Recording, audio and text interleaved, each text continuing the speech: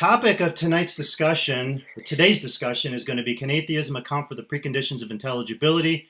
Tom and I have been having discussions back and forth for the past year. I know initially Tom reached out to me about having a discussion, and it's been prolonged because of COVID and just because I know there's not a lot of opportunity to get out with so much going on right now. So we're going to have a discussion today. It's going to be roughly about an hour. I've asked Steve to come on to make sure that we have a good order and discipline in the discussion. So from this point, I'll just turn it over to Steve because I know you have probably some preliminary points that you'd like to address.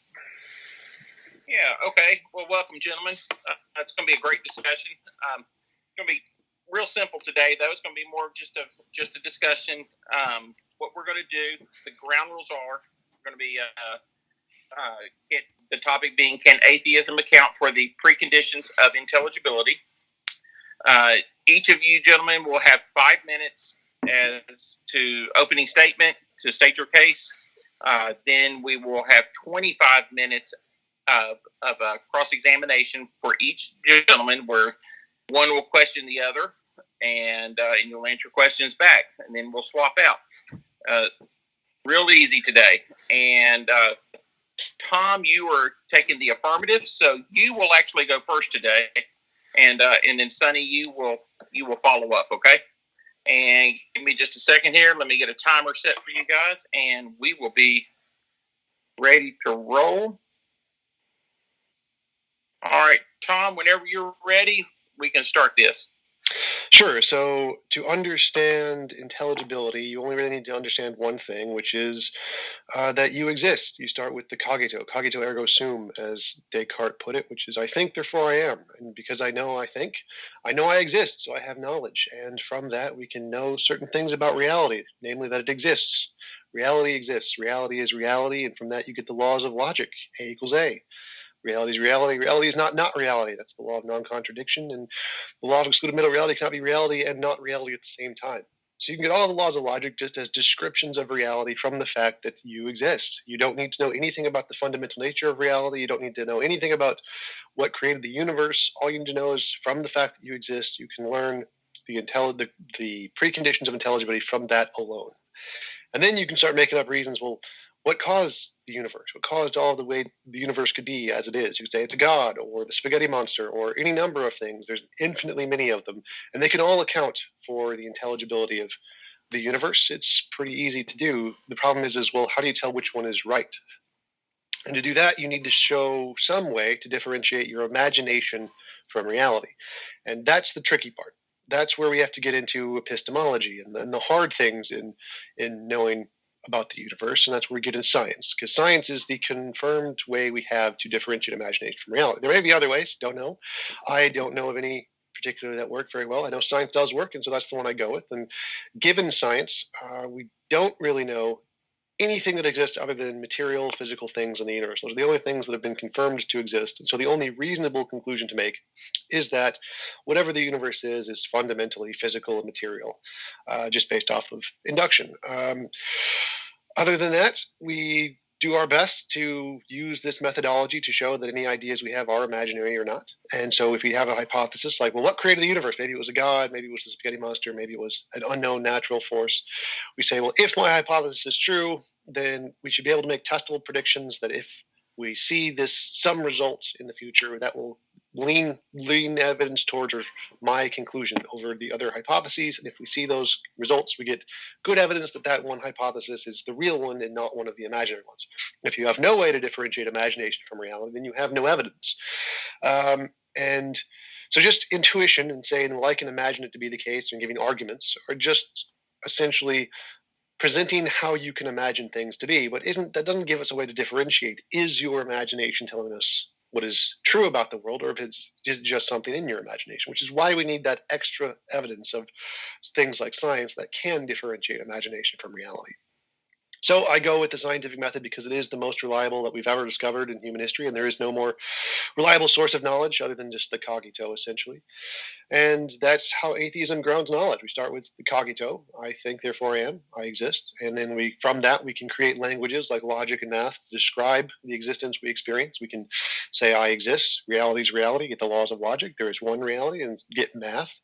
And that's all math and logic are. They're just languages that humans invented to describe reality. And then from that, we can say, well, there's some difference between the things I imagine and the things I experience. Like if I see a unicorn, but I can't touch it or feel it or anything. So it seems like there's some difference between the things in my head and the things I can experience. And we need some way to differentiate between those two, and that's science. And that using that methodology, we can get all of the justified beliefs in the consensus of every scientific field just fine, with no assumption of anything outside of the natural sciences or of science, materialism, physicalism. And that's how atheism can ground the preconditions of knowledge. All right. Well, you've got another minute. That's good. I'll give it up to the questions period. All right. Then Sonny Hernandez, we will go to you now. You've got 5 minutes whenever you're ready. Okay, let me just start out by saying, praise the Lord thy God, who created us and who sustains us and who governs the world and everything in it. Let me start out by saying that everything my opponent had stated in his opening does not prove that atheism can account for the preconditions of intelligibility. Everything my opponent just stated is several things, proves several things. Number one, he is suppressing the truth.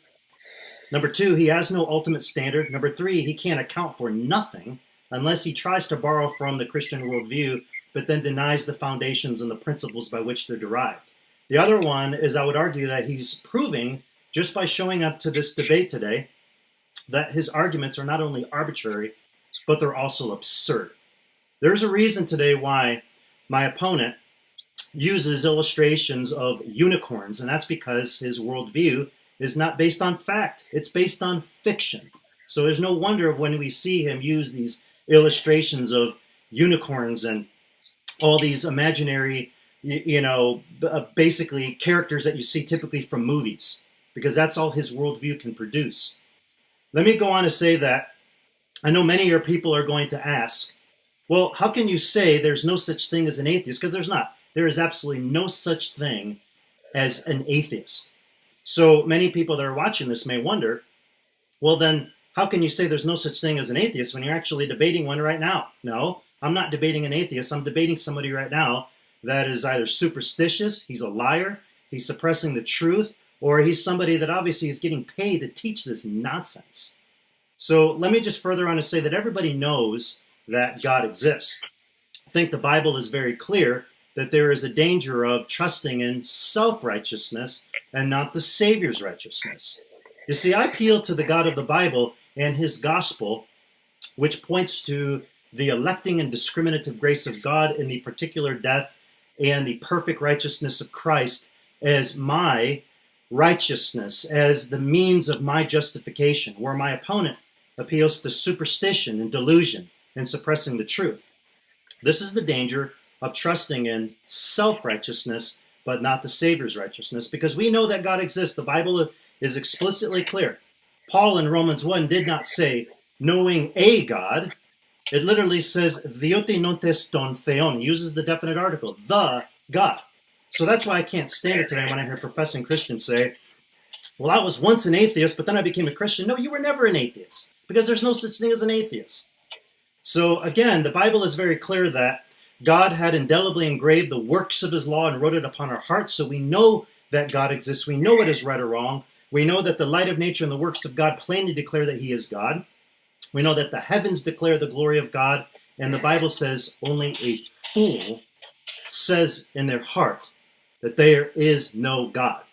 So the challenge today for my opponent is when he wants to get into topics of preconditions of intelligibility. I like to ask him, how do you account for these things? How do you account for metaphysics, epistemology, ethics, aesthetics, the laws of logic? How do you account for universals in a worldview which believes we basically exist based on dumb luck and chance? Again, that's the philosophical problem that my opponent is going to have today. He's going to have to be intellectually dishonest while simultaneously borrowing from my worldview, but then denying the foundation and the principles by which they're derived. And so my opponent can say all day long, he says, I think, therefore I am. But I tend to like what Jason Lyle said when he said, I am. God says, I am, therefore you think. So again, look forward to this discussion today. I want to turn it over to the moderator. Okay. Well, y'all both finished your opening statements quick. So, Tom, you will have 25 minutes to question Sonny, and then we'll flip it around. So I am setting a clock now. Are you ready? Sure. Okay, here we go. So you said that my use of a unicorn shows that my worldview can't show real things. Is that what you said? The point of referencing the unicorn is you keep using these frivolous illustrations and pointing to imaginary creatures to make points which it doesn't make any sense. The topic. Okay, so wait, stop. So my point was there's a difference between imaginary things and real things, and then I listed an imaginary thing. How is that pointless? Well, again, I think the point that you have to get to is the topic. No. I don't care about what you think. I made the point. Well, no. You asked me a question. You asked me a question. This is my question time. Sonny, my question time. You asked me a question. I'm going to answer. No. You went to a different question. So my question is I made a point. Mm-hmm. There's a difference between imagination and reality, and then I listed an imaginary thing. How is that pointless? That's literally because you haven't defined what reality is. Your whole reality is nothing. Sonny, that's your point. So my point was. There's a difference between imagination and reality. Mm-hmm. Then I listed an imaginary thing, which was a unicorn. And you said listing a unicorn somehow doesn't show my point. When again, my point was there's a difference between imaginary things and real things. Here is an imaginary thing. Where is the logical step? The question is, if you ask me a question, give me an opportunity to respond. So if you ask me a question, I'm going to respond to you. My point is that the reference to the unicorn and your reality are really no different. They're both based on so I gave a difference. So I literally said, I can imagine a unicorn, but I don't touch it or feel it, or there's no sensation there. So I literally gave a difference. So what you did is a straw man, because if you say there's no difference, and I literally give a difference, then you can't be representing what I said, because I literally said, here is a difference. A straw man is a logical fallacy, but your worldview can't account for logic, and if you think you can, then please explain it. Well, were you listening to my opening? Because I literally did in the opening. No, you didn't. You begged the question, and you just rattled on with psychobabbling claptrap. There was nothing in there that remotely said anything about accounting for atheism, accounting for the preconditions of intelligibility. So what about reality my opening as if that's universally accepted your view of reality and mine? What about my opening was begging the question? Everything from the start to the finish. You say reality as if that's a universal agreed upon topic. Which premise was in the conclusion? Every single thing you said begged the question. You need if you accuse me of a fallacy, you need to show me which premise was in the conclusion. Okay. Basically, what I'm accusing you of as a fallacy is because you keep quoting reality as if that's a universal concept, like your view of reality and the Christian worldview of reality are both the same. They're not. Sonny, what is begging the question? You're assuming. What is that what you think begging the question is? If I could Google the definition of begging the question, it's going to say assuming. Begging the question means that you're assuming something to be true, but you haven't proven it. That's not what begging the question means. Well, take it how you want it. The topic of today's discussion is, can atheism account so for you the don't know what preconditions begging of the question is. Is that correct? Sure. Hey, based on your worldview, you can change and define words all you want because your worldview can't account for the validity of strict principles. No, that's again the straw man. So I'm going, what is the definition of begging the question in philosophy by the experts of everyone in theism and atheism? I've already explained. So if you want to belabor the issue and keep asking me over and over again, maybe somehow you're going to find somebody that will agree with you. I've already explained to you. It means assuming, and you're not proving anything based on your assertions. So no one in philosophy uses that. That's your made-up definition. Hey, that's what your worldview does. You make up definitions because you can't account for the. I didn't make up this definition. Philosophers did from like the beginning of time. So if you're making up a new definition here, can we take this to the topic though of? No, because he accused me of a fallacy. Of intelligibility. If he accused me of a fallacy, so I gave my justifications, and he accused me of a fallacy. So if he doesn't know what the fallacy is, I'm trying to figure out what his objection here is, because he doesn't know what a begging the question fallacy is. So he hasn't actually raised an objection to what I said. He's just accused me of something he doesn't know what it is. Said it's assuming something. Like nothing I said would assume anything. There were no assumptions in the definition I gave. So I don't even know what he thinks he means. But begging the question is when you use something as the basis to justify something else and then use that something else to justify the original basis. So A is B, They're because B is A. That's begging the question. If the second premise or the conclusion is true because of the first premise, and the first premise is true because the conclusion is true, that's begging the question. It's not assuming something without proving it. That's an assumption. That's not begging the question. I don't think he knows what these fallacies are. So he hasn't actually brought an objection to what I said. I said, I think, therefore I am. That's not an assumption. And I can then create a language to describe that, which is called logic. Reality is reality. A equals A. I What's your exist. I question? am me. What's your question? What? Well, essentially, nothing what you said made sense because the words you're using don't actually jive with how philosophers, theists who believe in God, and atheists, like just everyone in philosophy uses those words. So nothing you said was actually an objection to anything in my position. I didn't use assumptions. There was no begging the question because I don't think you know what that is.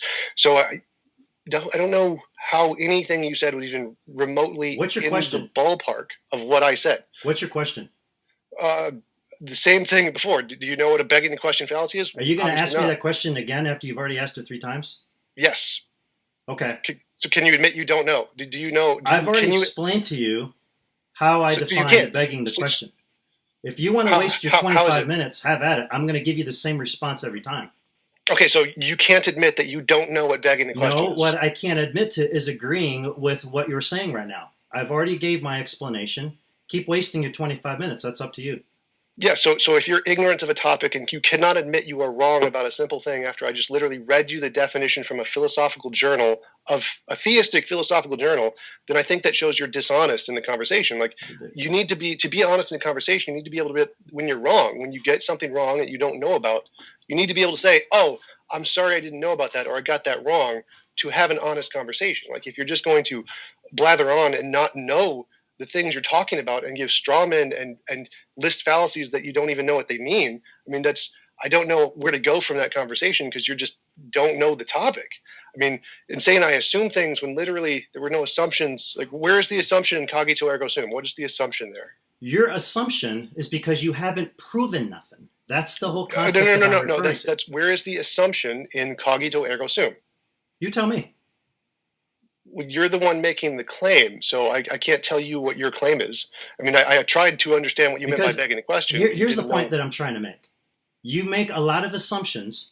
The topic of today's discussion is, can atheism account for the I just asked you preconditions what of are the intelligibility? assumptions, and you Okay, haven't told me any. You keep saying I'm making assumptions. But The you haven't topic given an is, example. can atheism account for the preconditions of intelligibility? So, Sonny, You're going where to is the have to assumption? justify how you're Sonny, able to do Sonny, that. This is my question time. Sure. Where you said I have an assumption. Sure. Where is the assumption in my argument, cogito ergo sum? Where is the assumption? Because merely quoting something doesn't make it true. You're going to have to justify it by appealing to the validity of strict principles. I think, therefore I am. Okay. That's cogito ergo sum. That's Where is the assumption? That's a soundbite quote. How does that prove something just by citing it? So it's words that express something in the world. So I think that's a fact. I have this experience of thinking, therefore I exist, because I can't think I exist and be wrong. I think you're missing the fundamental point. Merely quoting that doesn't prove that atheism can account for the preconditions of intelligibility. That's the point I'm trying to make. I don't think you understand. It's just quoting it isn't the point. It's an argument. So how arguments work is you have a premise and you have a conclusion. Premise 1, I think. Premise 2, in order to think you must exist. Conclusion, I exist. Right? Where is the assumption in that? Okay, here's the assumption. Okay, I'm going to say this one more time. The debate topic is, can atheism account for the preconditions of intelligibility by merely saying, I think, therefore I am? Are you implying that somehow means that you've just now proven the preconditions of intelligibility for atheism? I don't think so. Where is the assumption? You didn't list an assumption anywhere in that. Where is the assumption? Saying, I think, therefore I am. Oh, therefore atheism is proven to be true.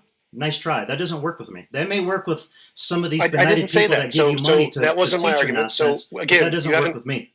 So, Sonny, that wasn't my argument. I never said that. Like, you could go back and rewatch my intro. What purpose of saying, I think, therefore I am? What does that have to do with the topic of today's discussion? Can atheism account for the preconditions of intelligibility? What does that have to do with it? It's how you gain knowledge. You have to start from some groundwork to gain knowledge. And then from that, you build on that. But that doesn't answer how you can account for the preconditions of intelligibility. You're assuming. You think just by saying something, therefore it's true. Where is the assumption, Sonny? Where is the assumption in anything I said?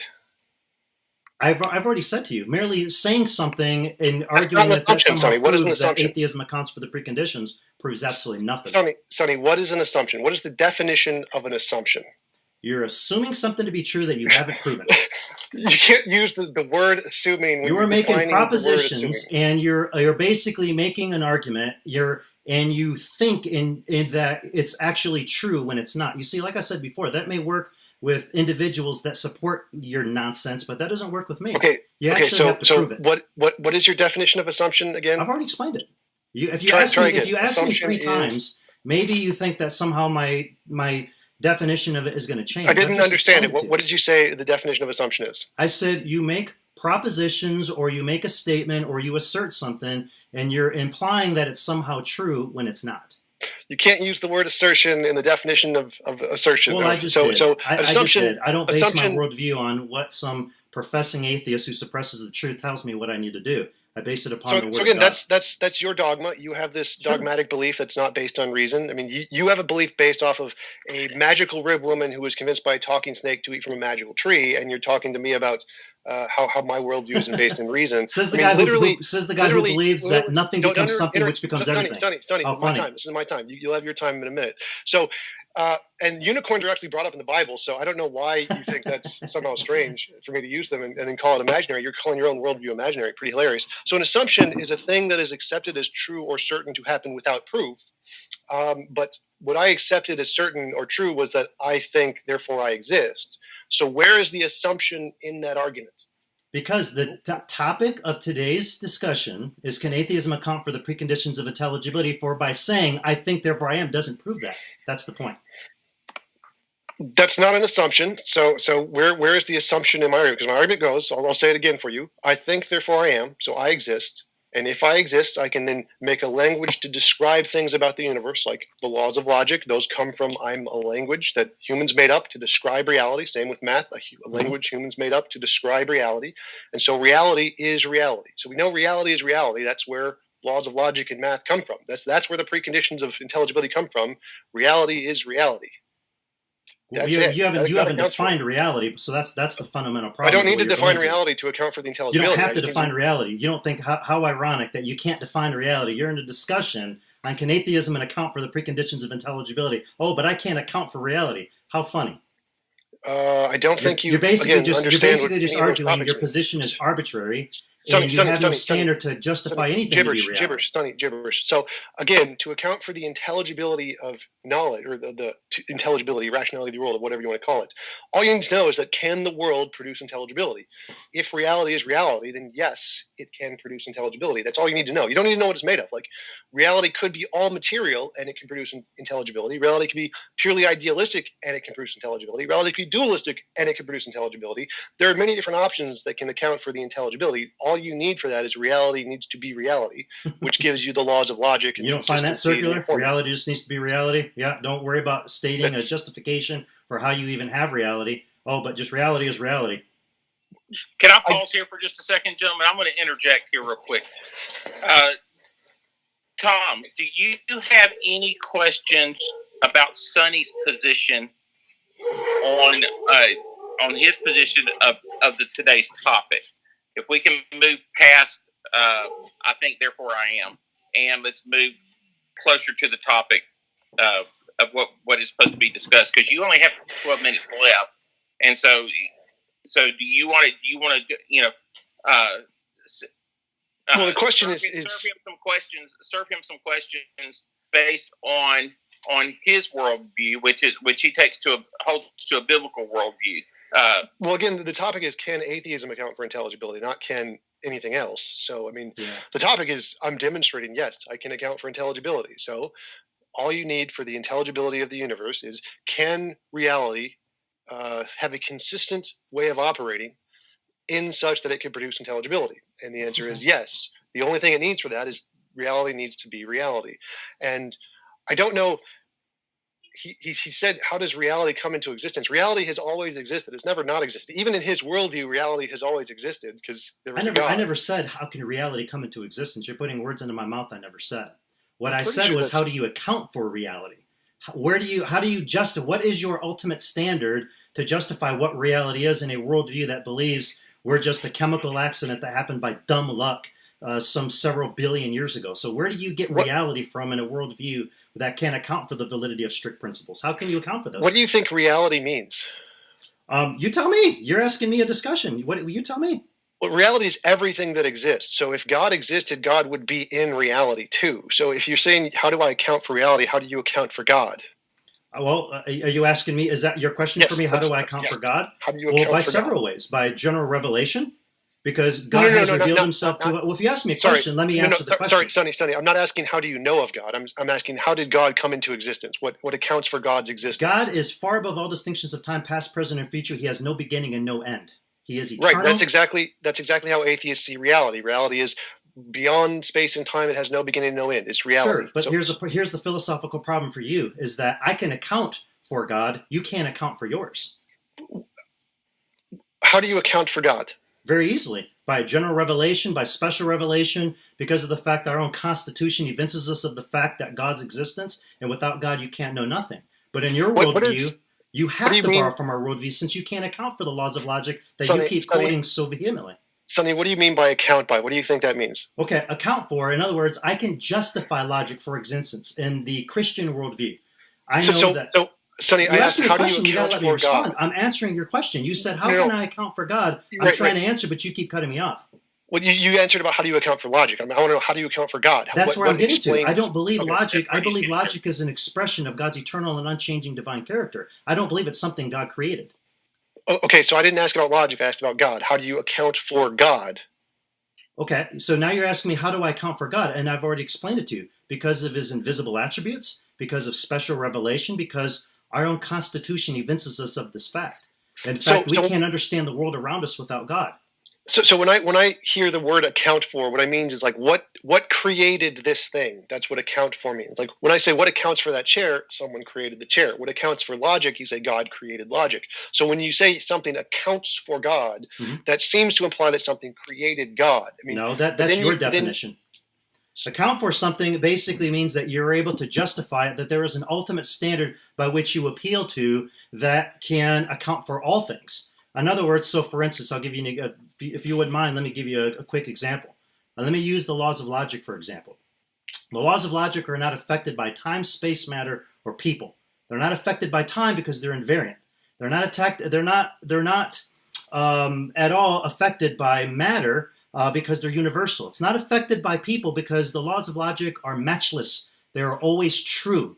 And the Christian can count for that because God is not made of matter. God is always true. God is universal. You see, I can count for these things because this comes and derives itself from the Bible itself. Your worldview rejects these things, but yet you still try to use logic in a discussion with me, and again, knowing darn well you can't account for it.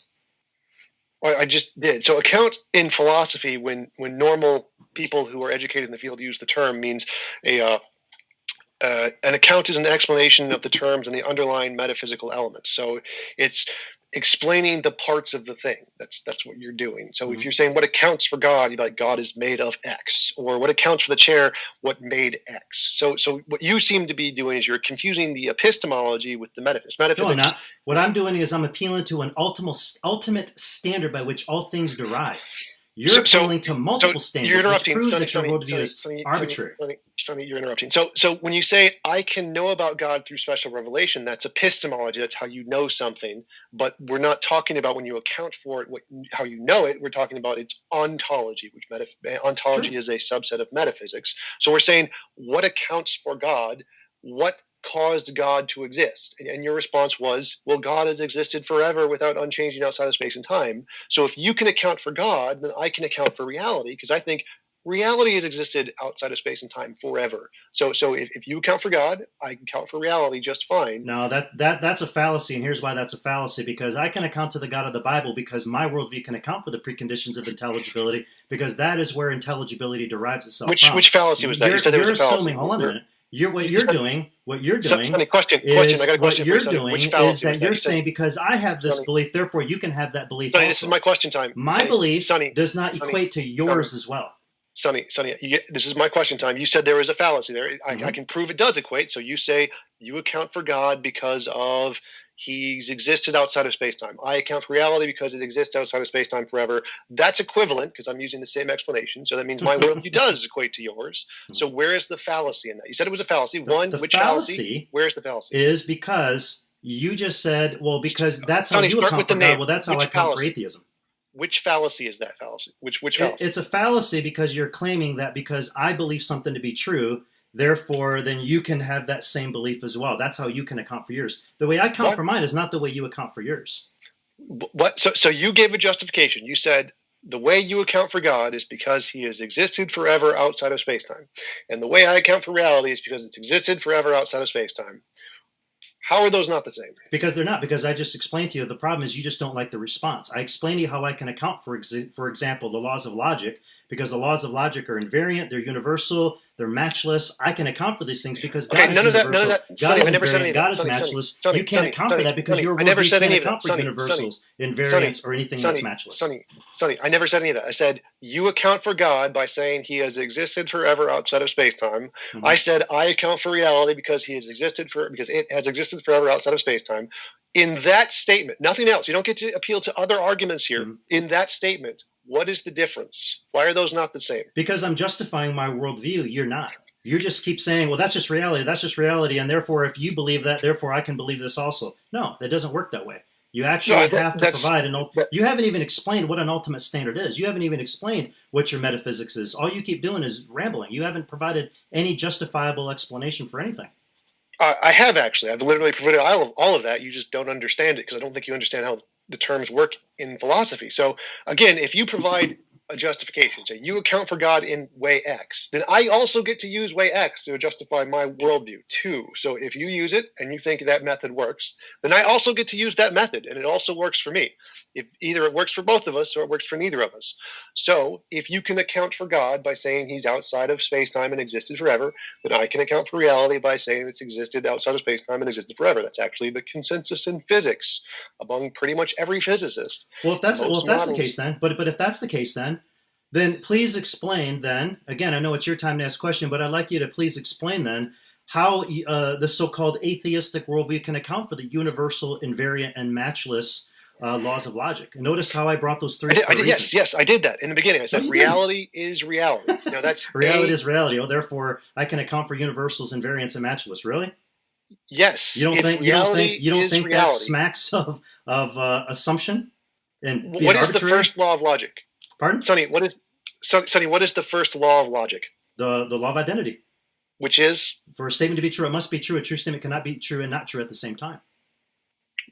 That's the law of non-contradiction. The thing can be cannot be. The law of identity states for a statement to be true, it must be true. A true statement cannot be true and not true at the same time. The law of identity states either a statement's going to be true or it's going to be false, and the law of non-contradiction. So the law of identity is A equals A. A thing is itself. That's the law of identity. That's exactly what I said. For a statement to be true, it must be true. You said what part of that didn't you understand? What you said was a thing cannot be true and not true at the same time. For a statement to be true, it must be true. What part of that didn't you understand? And then I said a true statement cannot be true and not true at the same time. That's the law of non-contradiction. So that's not the first I'm just elaborating on what the law of identity is. So the law of identity is A equals A. A thing is itself. That's exactly what I said. So if I say reality is reality, what does that sound like to you? Well, again, I agree with that statement, but the problem is I can justify that your worldview can't. So the first law of logic is a thing is itself. Sure. And I said reality is reality. Do those things sound similar to you? No, but here's the problem. Notice how you keep running from universals. Notice how no. I agree with that statement. I agree with what the law of identity states. Okay, so my question was, Sonny, let's go back to my question. Sure. So the question was, the law of identity is A equals A. Sure. And what I said was reality is reality. Do those things sound similar?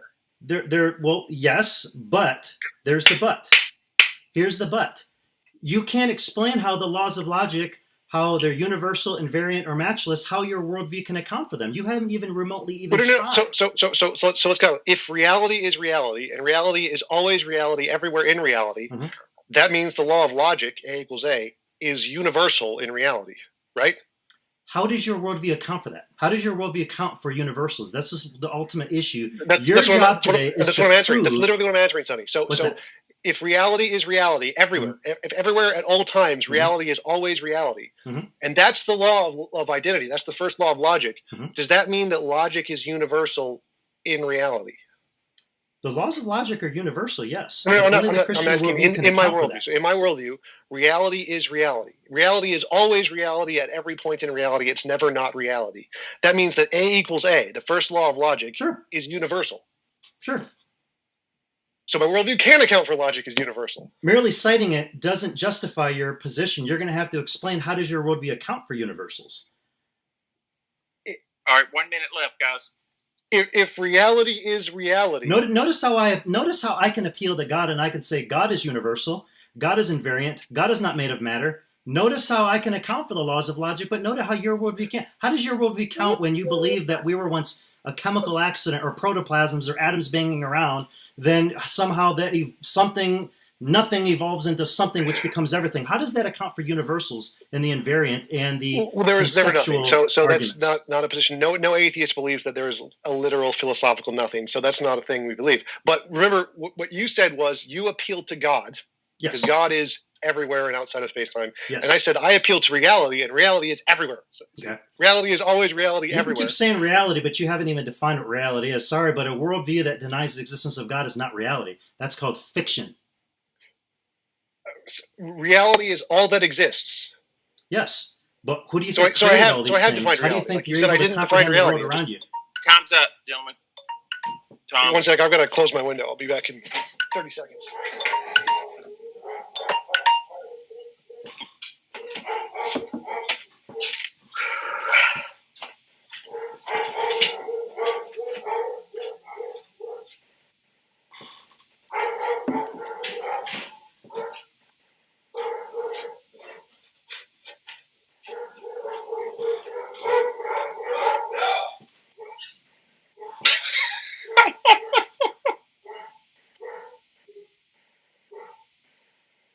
I thought we may have a visit from my cat, at least from one of them. Usually, if I'm sitting in this chair, she has to jump up in here.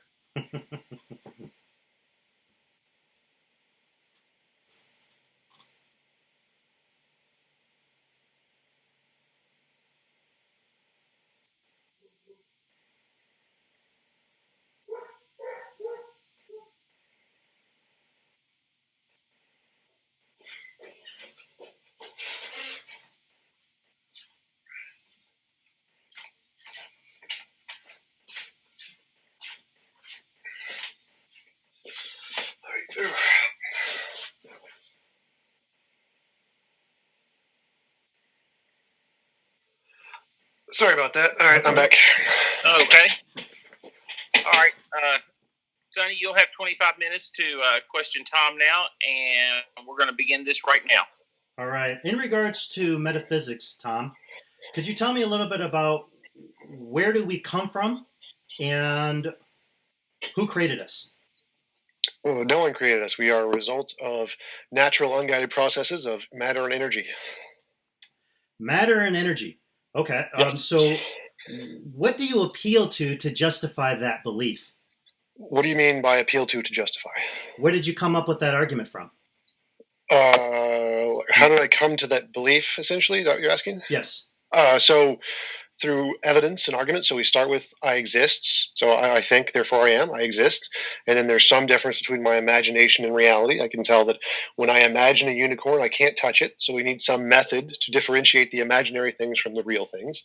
That method is science. And so we say we apply science to differentiate the imaginary things and the real things. And we test, well, what knocked over that cup? Was it a squirrel?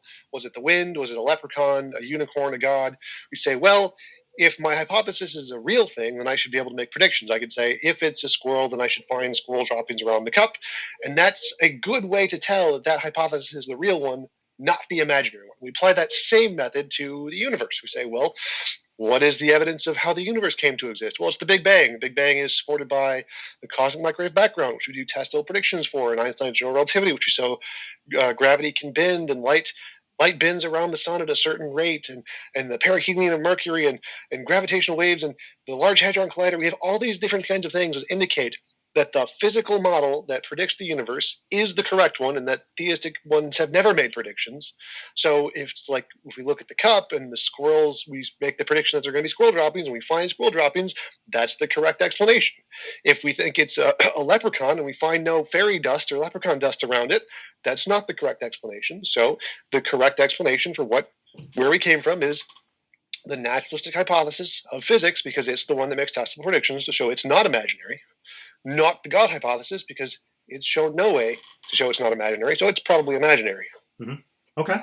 So, and essentially, I noticed you say a few times, I think. So if we were just a chemical accident that just happened by dumb luck, then are you basically just saying that when you think, you're not actually thinking, that's just a chemical reaction that fires along the synapses of your brain, which doesn't actually produce a thought, but more of a brain fart? How does that make you feel in your worldview? Thinking is a process, so there has to be a process to do thinking. And so if the process is chemical, then it's no difference than if the process is supernatural. They're still both processes. So I don't think you think about thinking correctly. Thinking is a process. Yeah, but I can account for thinking. You can't. So when you think about something, you have to appeal to your reasoning and your senses, right? No, thinking is just an experience, so you don't have to. But normally you would appeal to evidence, yes. Okay, so when you look at evidence, right? So when you take a look at the evidence to come away with your hypothesis about the naturalistic worldview as opposed to the supernaturalistic worldview, please tell me though, how do you know your presuppositions or your reasoning and your senses are true? I don't have any presuppositions. I know my reasoning is true because I can say, I can't believe I exist and be wrong. Therefore, I have one true belief. Okay, but you didn't answer my question. How do you know it's true? Because I can't believe I exist and be wrong. What are you? What are you appealing to? What are you appealing to justify that? Is what I'm asking you. Reality. Okay, that begs the question again. You're assuming. I'm asking How does that you beg to provide. the I'm question? asking you to provide. What did I assume? How do you know your reasoning and your senses are valid? What's to say if somebody right now comes here right now, I ask them the same question, but they give me a totally different conclusion? That means one of you is right and the other one is wrong. How do you justify your position? If someone says they don't exist, how do I know they're wrong? No, I'm asking you, how do you know your senses and your reasoning are valid? You're coming away with an assumption that is not so my reasoning cannot be accepted. wrong. So my reasoning has to be right. If I think I exist, then I have to exist because I can't be thinking and not exist. So I know my reasoning is correct. Okay, that can't be wrong. That doesn't prove it's correct. I just said that's literally what it does. That's literally why is it? Correct. But why is it today? When if I were to answer that same question, I'm not going to come away with the same answer, nor is any other professing Christian, but you come away with the idea that when you appeal to your reasoning and your senses to know that the hypothesis of naturalistic evolution per se is true, that's what I'm asking you. How do you know what you're saying right now is true? So I know my reasoning is true because I cannot think I exist and be wrong. It's not possible for that to be the case because that would mean that reality was not reality. So I know my reasoning is correct. There's some parts of my reasoning that must be correct. I have now justified reasoning. And then I can use that reasoning to do other things like, oh, there's some difference between my imagination and my experience. And we have to figure out, using my reasoning that I know is correct because I can't think I exist and be wrong, I have to come up with a method to differentiate the imaginary things and the real things. And then with that method, I can apply it to other things like, well, what created the universe? What is the ontology and metaphysics of the universe? And we can test those hypotheses to see which one is the most reasonable to believe. So we start with our reasoning, which we know is correct because I can't think I exist to be wrong, and then we build off of that to understand, apply those methods. Okay, yeah, you're not answering my question. Let me go to the next question real quick. So now that I have a little bit about your explanation about metaphysics, so in other words, you just believe inert matter, become a cognizant creature that can love, apply, and have logic and morals, which again is another belief based on fiction and not fact. But let's continue to move on real quick. Well, what is your worldview? How would you define your worldview? Naturalism, materialism. Okay, so go a little bit more in depth with me a little bit. What comprises a worldview? The fundamental nature of reality, or the facts that comprise whatever you think is the fundamental nature of reality. Whatever you think. So if I think right now, if somebody can think right now that whatever, they can just make up every imaginary device possible, and as long as they think it, therefore it's true? No, a worldview is your belief. So you can have false beliefs, like you can Yes. believe in a god that doesn't exist, who made a magical rib woman who was convinced by a talking snake. Yes. But that doesn't mean it's true. So a worldview is just your beliefs. It doesn't mean it's true. Okay. So your worldview makes up your beliefs, but be a little bit more specific. What's comprised in that? Like, would you agree with me if I say metaphysics, epistemology, and ethics comprise a worldview? No, a worldview is just what you think the fundamental nature of reality is, and depending on the kind of worldview you have, it can have those three things and other things in it, but it doesn't require those three things. No. Okay. So would you agree with me if I say then that when you presuppose an argument that it's from your worldview, you presuppose what your worldview is? Would you agree with that statement? No, because arguments don't necessarily have anything to do with your worldview. Really? And you don't need to presuppose anything for arguments. Really? You're telling me right Yes. now that you don't presuppose what your worldview is? How is that possible when everything you've said today is presupposing a naturalistic No, it's a worldview? straw And man. everything So I'm I presuppose presupposing nothing. is based on a Christian worldview. Sonny, what is a presupposition? Well, a presupposition is you are basic. Well, actually, it's my turn to ask you a question. So go ahead. Well, you asked me like how does my worldview account for these things while presupposing? So I need to know what you mean by presupposing. Yeah, well, presupposing exactly how I used it. You're presupposing something to be true. You're making an argument based on your worldview. Whatever your worldview is. A presupposition, just to clarify, a presupposition is a belief that you assume is true before you make the argument, right? Yes, exactly. Okay, so I didn't make any of those in my argument. My argument was I think therefore I am. Like, what is the presupposition in that? Okay. Well, everything is everything is presupposed, whether you want to agree with it or not. But let me continue. Here's another question I wanted to ask you then. In regards to your worldview, so when you make the argument that your worldview is based upon a naturalistic worldview, I'd like to know a little bit more about a standard. What is your? Just to clarify, it's not based on a ultimate naturalistic standard? worldview. It's not based. So the naturalistic worldview is a conclusion based off of evidence. So it's not. I don't assume that that's the conclusion. Okay. Well, that's an assumption. So what is your ultimate standard? Reality. Your ultimate standard is reality. Could you define reality for me? All that exists. All that exists. Okay. So when somebody asks you right now, where do you derive all your beliefs from? You just say it's reality, whatever reality is. Don't you think that's circular? Hey, what's your belief? It's reality, and where does it end? Then it's just reality. Then your conclusion is just a reinstatement of the premise. Well, that's what I'm trying to get a little bit from you. What is your ultimate standard that you're appealing to? Reality. Reality. Okay, so you're just making an arbitrary statement now. How is that an arbitrary statement? Because you haven't defined what reality means. You just keep saying reality. No, I literally did. You literally asked, like, what is reality? Your view of reality is not the same as mine. You believe in naturalism. I believe in a supernaturalistic worldview. So your view of reality is flawed, fundamentally flawed, philosophically illiterate. So you said I didn't define reality right after I gave a definition of reality. So my fundamental standard is reality. I define reality as all that exists. If the supernatural exists, that would be in reality. If God exists, he would be in reality. There's no evidence to conclude he does, but but I define my ultimate standard is reality. Okay. Can your view of reality, can your ultimate standard of reality account for the validity of strict principles, meaning universals, invariant, and matchless? Please explain. Yes. Please explain. Reality is reality everywhere, universally, at all times, in all spaces. Reality is always reality. Reality can never not be reality. How can your view of professing atheism account for that when clearly think about something, okay? And I want you to hear me out on this, okay? If I just asked you a minute ago, can the worldview that you hold to account, or your view of reality account for the invariant, universal, and abstract principles, strict principles of validity, then I'd like to know then, how in your worldview do you account for the invariant, meaning it doesn't change? How do you have that when you believe that you were once a chemical accident that happened 1 billion years ago, and now you are basically a human being that can love, apply logic, and have morals? How do you believe that? How can your worldview account for that? Well, there's a bunch of different parts to that question. So how do I account for the universal, unchanging laws of logic? Well, because reality is reality, always, forever. That gives me You're not a universal. answering the question. You're running again as usual. Let me try this again one more time. I'm going to try and explain it in the most basic common sense way, okay?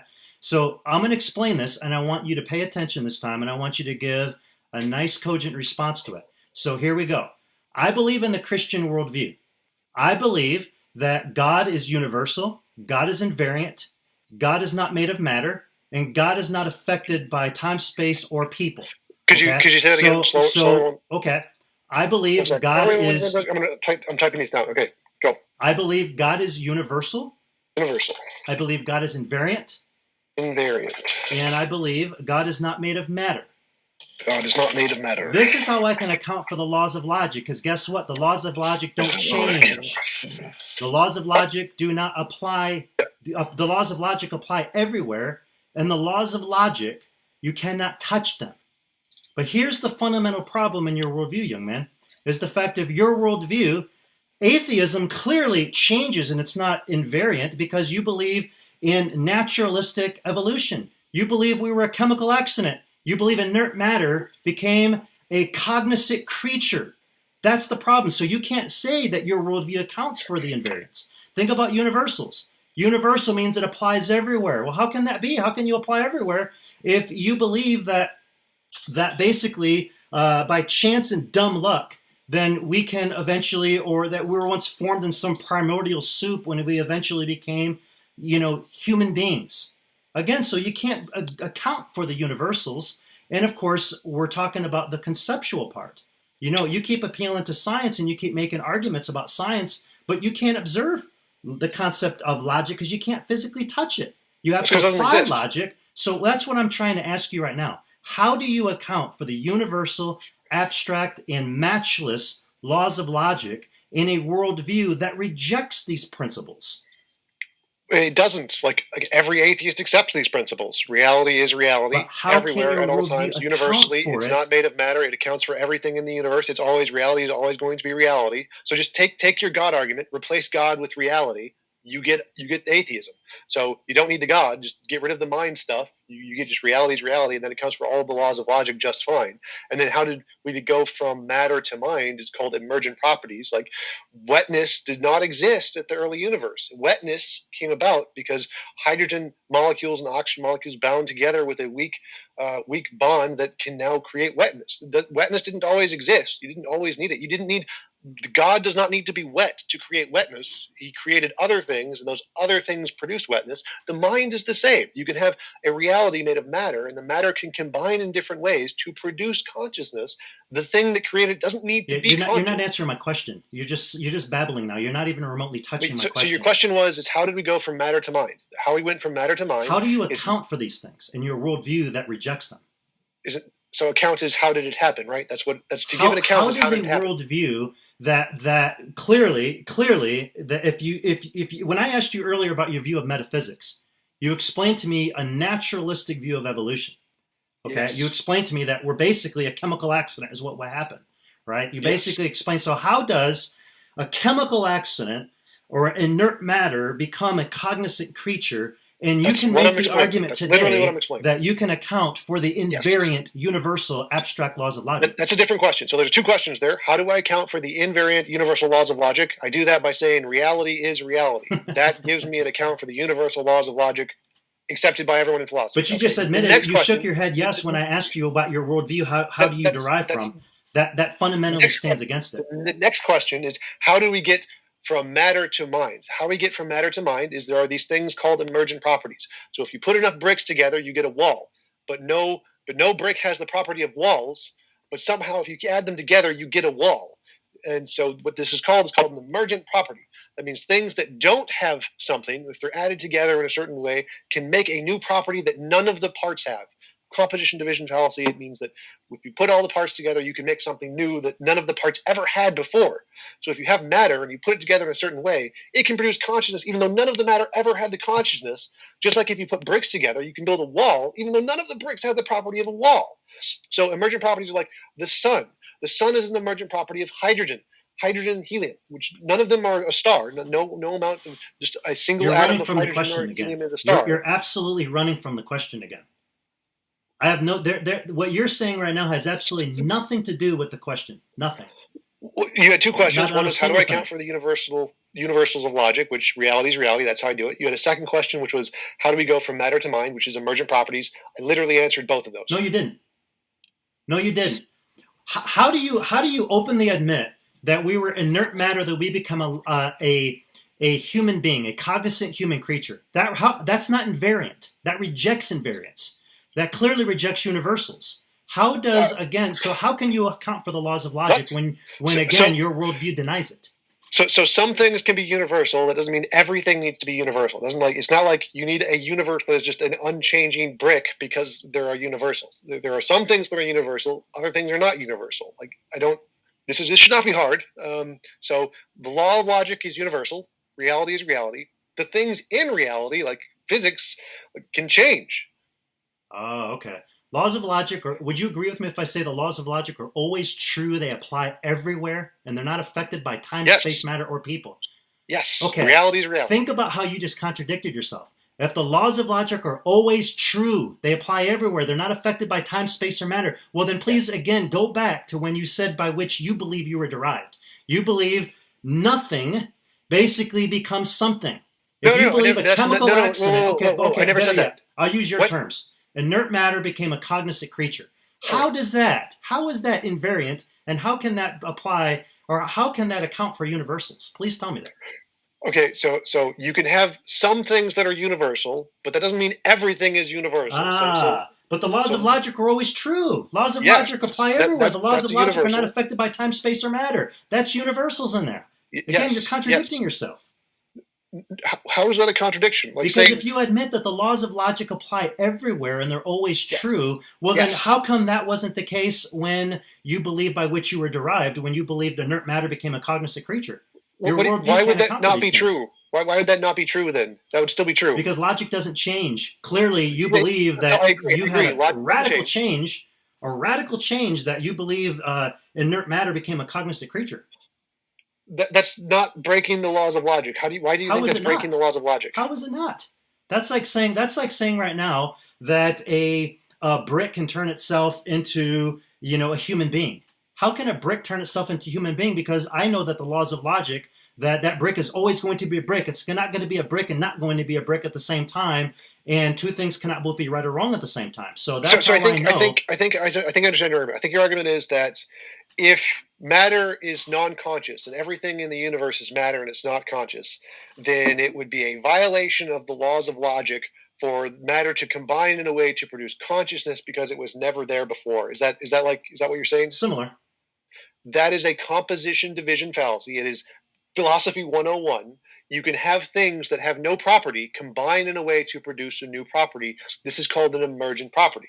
No brick has a wall, but when you put bricks together, you get a wall. Did that break the laws of logic? No, but did that brick become a human being? That's the problem with your worldview. No, your worldview that's believes the same inert thing. matter So became I'm a trying to cognizant simplify creature. it for you to make it easier for you to understand. We can use the example of bricks and walls. No brick has the property of walls, but when you put bricks together, you build a wall that isn't violating the laws of logic for the same reason that when you take matter and you put it together to build a conscious brain, it also isn't breaking the laws of logic because they're doing the same thing. You have an emergent property, which is a combination of smaller things which don't have the property, but when you put them together, you get a new property that none of the smaller things had before. This is called emergent properties. Another example is like the sun. The sun is a bunch of hydrogen and helium atoms. None of those are a star. None of those can bend space-time to cause things to orbit around them. But if you add enough together, you get a star. So you can have these things called emergent properties, which are new properties that didn't exist in any of the parts. And there's no violation of logic in that. That's perfectly coherent. Yeah. So saying in your worldview, that's what you've misled yourself to believe, or you're just being philosophically.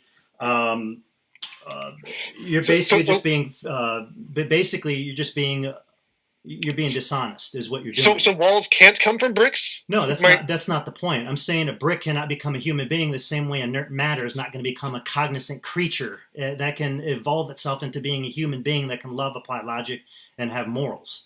And that's the problem. You just keep. Let me move on to the next question then.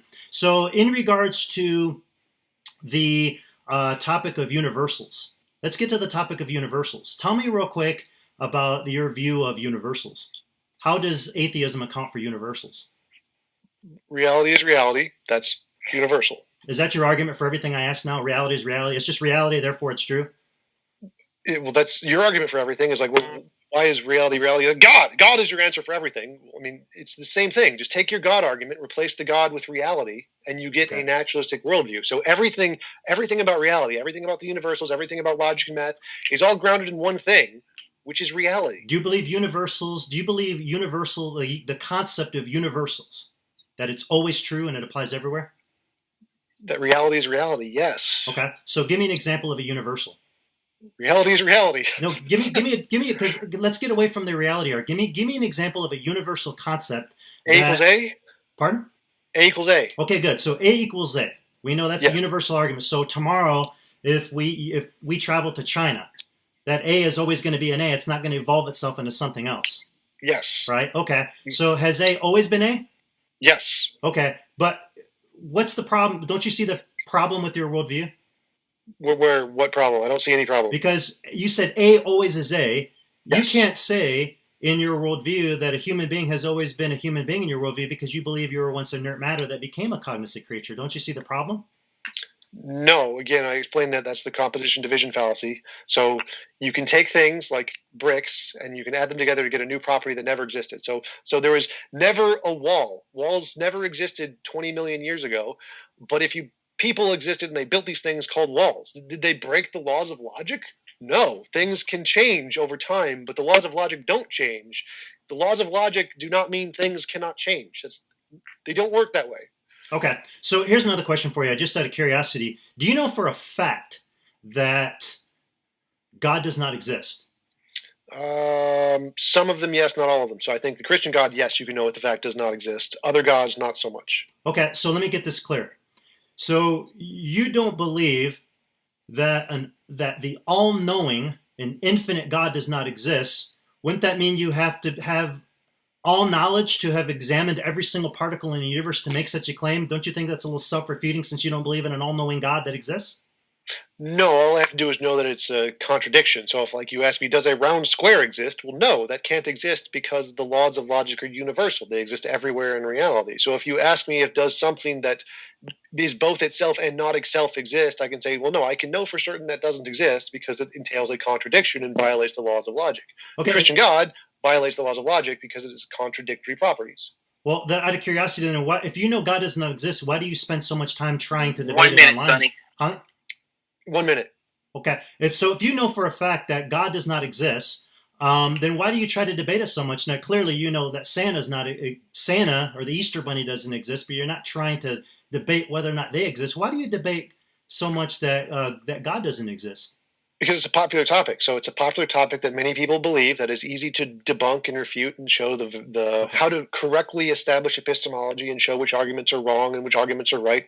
And so it's a great resource to use as an example to illustrate correct and incorrect thinking by illustrating fallacies in religious thinking. So it's a very common belief. That's why it's... But the problem is by making that statement, you haven't proved that God doesn't exist. You're just proving you don't like him. So you're going to continue to suppress the truth. And that's why my prayer is that God will open your eyes, he'll deliver you from your absurdity, and show you that the perfect righteousness of Christ is your only hope. Because at this point, when you stand before the tribunal of God, all this money and all these people that support you are not going to be able to help you on that great day. I'll ask him about the magical rib woman and the talking snake thing. I think that'll be a fun conversation. Okay, time's up, gentlemen.